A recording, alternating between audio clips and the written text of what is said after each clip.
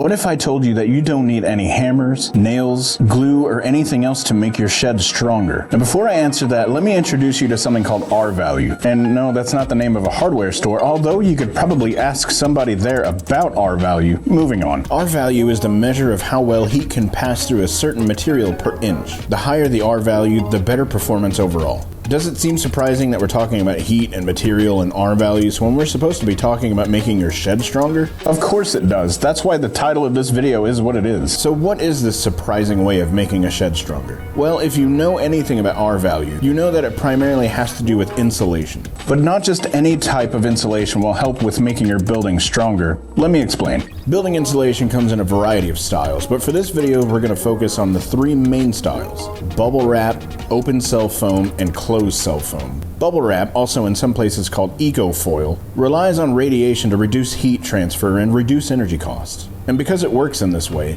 you can also call this type of insulation a radiant barrier. In certain applications this works best, think attics primarily, but for most practical applications like subfloors or on HVAC ducts, or any place that doesn't have the appropriate space for an air gap, this method of insulation falls short in several ways. Oh, and be careful about any electrical outlets that may be around. Metal conducts electricity, and that can result in a higher fire risk. Bubble wrap generally receives lower R value ratings, averaging 1.1 per inch or lower. And this is considered one of the lowest rated insulations you can find. Is this kind of radiant barrier affordable? Sure, but with something like insulation, you absolutely get what you pay for. And getting what you pay for will be very important later on, and if you have a pole barn or an outdoor shed, what I'm about to talk about will save you tons of money in the long run. But first, open cell foam is up next, and immediately there are some improvements. It generally costs less to manufacture, and because it expands more, it will take less material to insulate the same amount of space. This seems like a home run as far as insulation, but when looking into it further, it's actually less than ideal. See, open cell foam insulation usually receives an R value of around 3 to 3.5 per inch. It's honestly not that much better than the barrier we talked about earlier,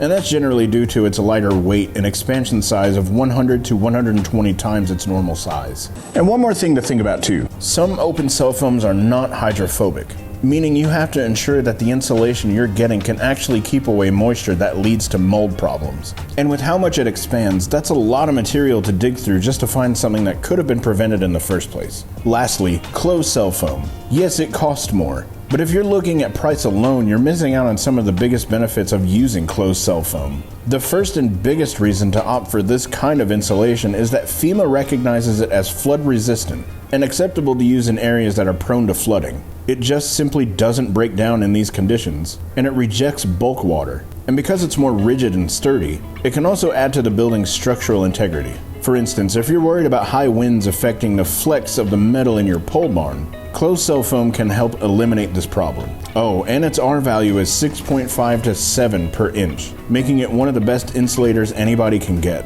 Notice I didn't even say anything about how well it insulated until right now. There are so many other benefits to it on top of being a much better insulator than anything else on this list. Being a portable building company, we do have our fair share of competitors around, and just for fun, see if you can answer this. Which type do you think we use when installing insulation versus what they use for their insulation? Answer: when you get in touch with a Stor-Mor dealer and opt into having insulation added to your building, closed cell spray foam is what you're going to get. We've seen some other places offer open cell foam or even the radiant barrier, and despite them being more affordable, neither of them are ideal. And that's just what we do, among other things that make us stand out in the slew of other places you'll see around.